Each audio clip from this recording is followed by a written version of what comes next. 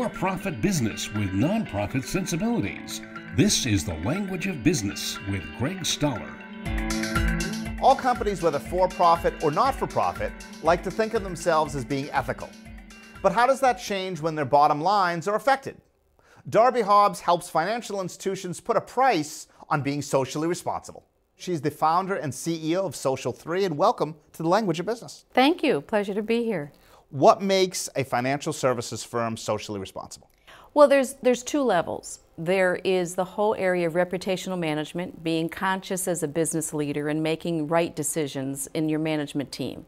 The second area of change is if you instill in that at the top and have that as your leadership domain, then maybe you want to also look at investment product that encompasses being socially responsible and environmental social issues so that investors can not only get performance, but also look at giving back in a global manner towards programs that can impact emerging markets or even local communities. So are you proselytizers? Are you consultants? How does the Social 3 model work? We are both, actually. I get pulled in to be a motivational speaker many times at corporate settings, at industry conferences, but it's primarily through our consulting. So we work with investment firms that currently have ESG or socially responsible investing portfolios to help them tell their story. And in many instances, we are storytellers to really engage and use terminology, move away from acronyms that confuse the population, to really talk about the impact of that investment portfolio. And if that's something that you are passionate about as a consumer,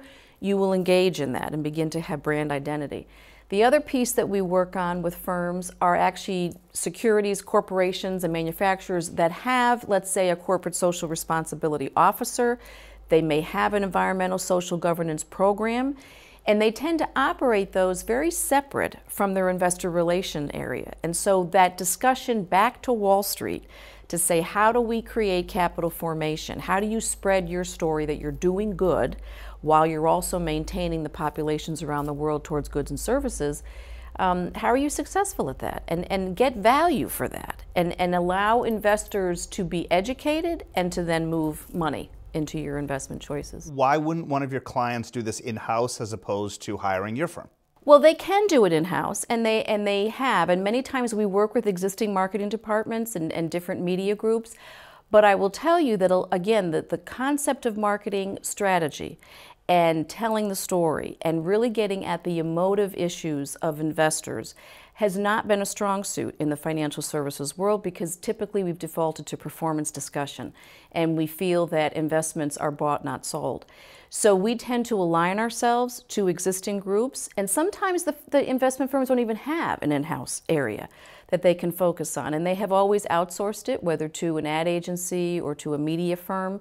Does Social 3 have a set of metrics through which you evaluate whether other companies are socially responsible or not? That's actually a really good question. We started out many years ago to define a sustainability rating that would be used for financial institutions, but the criteria can certainly go across various sectors.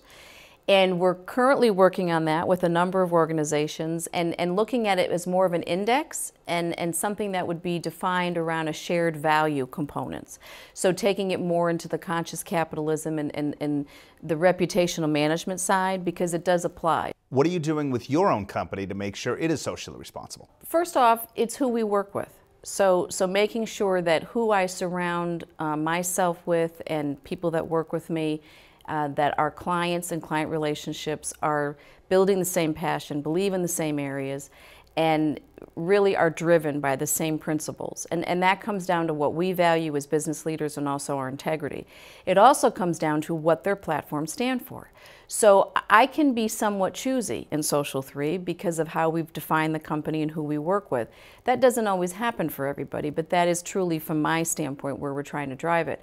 Again, the projects that we work on, so doing the sustainable living plan, looking at creating an index, making changes in financial markets that haven't been changed in many, many years in terms of a process for selling investment product, that to me is staying close to our knitting, close to our values, and making an impact. And that's how I look at it. What would it take for you to fire one of your clients? Truly, if I felt that they were not being representative of their word, and that comes down to what you value and the integrity. It also comes down to trust. If people cannot stand behind what they say, then I can't be affiliated with that. And I think you get to that point in your career to say, if you're going to make impact and change and rebuild trust in an industry that lost it, you have to be the example.